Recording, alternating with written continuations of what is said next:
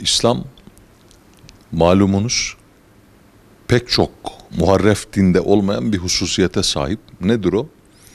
Hayatın her sahasına dair söyleyecek sözü olan bir dinin mensuplarıyız biz.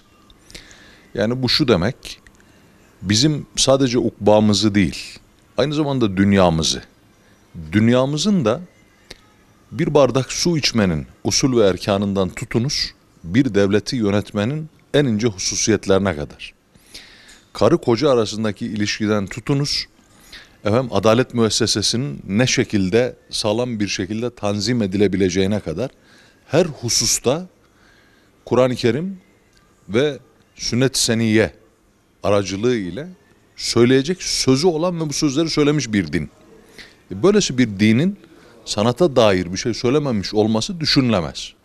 Şimdi Kur'an-ı Kerim'deki ayetlere bakınız. Estağfirullah. Bediü's semavati vel ard diyor. Bedi, Allah-u Teala'nın isimlerinden bir tanesi. O güzeli güzelce yapan. Dönün ve bütün bir İslam tarihine bakın. Bizim mimarimizden musikimize kadar, Kur'an-ı Kerim kıraatimizden hat sanatımıza kadar, hüsnü hattımıza kadar, sonraki dönem için baktığınızda Ebrumuzdan Çinimize kadar, A'dan Z'ye her bir sahada sınırlarını şer-i şerifin çizdiği, güzel olanı güzelce anlatmak.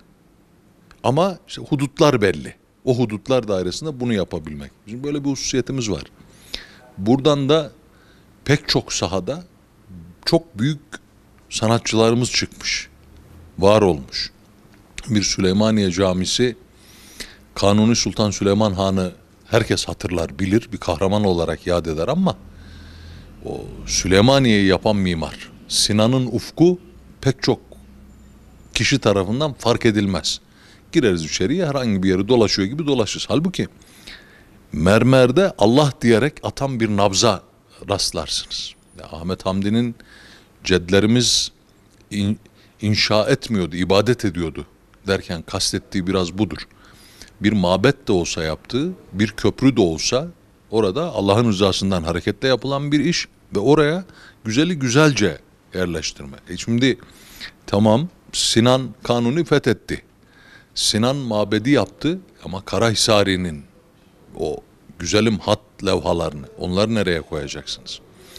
Oradaki her bir sütunun, her bir köşenin, her bir kubbenin, hatta Sinan'ın tutup da kabrini bir tablonun imzası gibi yukarıdan baktığınız vakit mabedin bir köşeciğine iliştirivermesini nereye koyacaksınız? A'dan Z'ye her bir hususta bizim söyleyecek sözümüz var da geldiğimiz noktada biz sanat deyince bu hangi sahası olursa olsun sanatın, yani şiir de olsa, resim de olsa, sinemada olsa, tiyatroda olsa, diğer bütün sanat dalları da olsa orada bizim söyleyecek bir sözümüz var. Fakat o sözü söyleyecek bir biz yok ortada. Ya bunu net bir şekilde ifade edebilirim. İstisnalar elbette vardır. Sayıların artmasını da Cenab-ı Mevla'dan niyaz ederiz. Ama genele baktığımızda bizim sanatımız bugün ya dünün kuru kuruya bir taklidi ya da dünden tamamen bağımsız, düne sırtını çevirmiş, İslam medeniyetinin Osmanlı yorumuna, bizim tasavvurumuza sırtını dönmüş, onu reddeden, kabul etmeyen, köksüz, bu defa Batı'nın kuru kuruya bir taklidi. Halbuki ikisinin arasında bir dil her sahada bizim tutturabilmemiz icap ediyor. Nasıl? Osmanlı sanatını ortaya koyduğu vakit gök kubbe bize ait. Bu çok önemlidir. Yani biz o sanatları hakkıyla yapabildiğimiz zamanda iki hususiyette ziyadesiyle sahip bir toplumuz. Ne o? Bir mutabakatımız var. Yani toplumun evliyası da eşkıyası da aynı değerler sistemine gönül vermiş ve eyvallah demiş. Bu munis, ahenkli, her şey yerli yerinde. Bir de tutarlılığımız var. Tutarlılıktan kasıt, medrese bir söz söylüyor, tekke o sözü reddetmiyor. Sarayda o söz yankı buluyor, çarşıda o sözün tedavilerini görüyorsunuz. Aile o sözle harmanlanıp, yani hayatın içerisinde bir tutarlılık var. Bugün böyle mi? Evde bir söz söylüyoruz, okul başkasını söylüyor, yargı başkasını söylüyor, devlet başkasını söylüyor, çarşı başkasını söylüyor ve bu başkalar hep batıdan ithal başkalar. Dolayısıyla bugün bir çelişki var. Bugün bir hepimizin eyvallah diyebildiği bir mutabakat yok. Yani mutabakatı bugün nesli anlasın diye anayasa metni diye söyleyelim.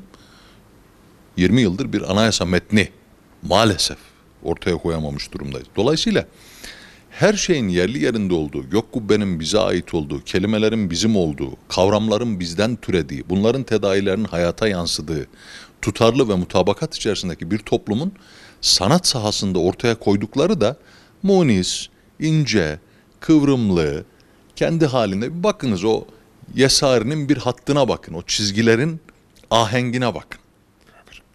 Niye? Toplum böyle bir toplum çünkü. Zaman böyle bir zaman.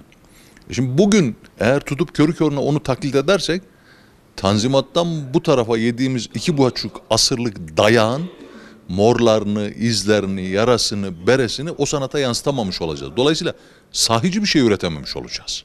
O gündü. Ama dönüp de o günü tamamen reddedip batıdan ithal bir şey söylediğimiz vakit bu toprakların çocuğuna sözümüzü dinletebilme imkanımız kalmayacak. Ne yapacağız? Oradan bir ilhamı alacağız ama 2,5 yıldır yaşanan, 2,5 asırdır yaşanan inkisarın, travmanın, yenilen dayağın etkisi de oradan aldığımız ilhama yansıyacak ve bugüne söz söyleyecek. Ruhu oradan alacağız, biçim bugünün biçimi olacak.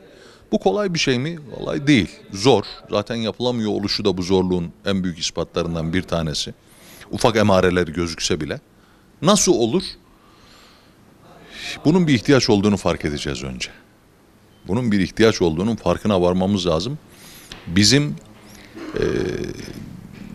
bu toprakların ruh köküne bir aidiyet hisseden insanlar olarak kültür ve sanatın ne kadar kıymetli bir şey olduğunun farkında olduğunu söyleyemeyiz.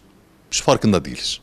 Bir şeyi önce fark edersiniz, ihtiyaç olduğunu görürsünüz, sonra o ihtiyacı gidermek için bir şey yaparsınız. Ya bir talep oluşur, o talep bir arzı doğurur. Nasıl? Mesela barınma bir ihtiyaçtır. Bu ihtiyacın insanlar farkında olduğu için işte büyük büyük konutlar yapılıyor, onlar yapılıyor, bunlar yapılıyor. Yine de yetiştiremiyoruz. Barınma bir ihtiyaç. Yeme içme bir ihtiyaç. Efendim giyinme bir ihtiyaç. Bütün bu ihtiyaçlar farkında olduğumuz ihtiyaçlar olduğundan dolayı bunları karşılamak için de bir şeyler üretiliyor. İşte bir yerlerde AVM'ler yapılıyor, bir diğer tarafta oteller yapılıyor, öbür tarafta konutlar yapılıyor, diğer tarafta mağazalar açılıyor falan filan. Bunlar nasıl ki bedenin ihtiyacıysa ruhun, aklın, kalbin ihtiyacı olan bir takım güzellikler de var. İşte bu güzelliklerin önce bir ihtiyaç olduğunun fark edilmesi lazım ki sonra bunları bu arza karşılık verecek, bu talebe karşılık verecek bir arz doğsun. Hani demin bir dost meclisinde ifade etmeye çalışın. Bütün hakiki devrimler aşağıdan yukarıya başlar, yukarıdan aşağı inmez. Halk fark edecek önce bunu. Bunun farkına varacak. Ya benim oturduğum ev kadar o evin duvarına asacağım levha da kıymetli. Bunun farkına varacak. Benim bindiğim arabadan daha da kıymetli olan bir başka şey var diyecek. Ne o? Benim şiirim, benim musikim, benim derdimin güzel bir şekilde insanlara aktarılması. Bu benim için önemli. Kültür, sanat mühimdir, lazımdır. Dönüşüm buralardan başlar. Bunun farkına varmamız lazım. Sonra mevcut ortaya çıkanları da sahiplenmemiz lazım. Onlara bir kıymet atfetmemiz lazım. Bu da yok bizde.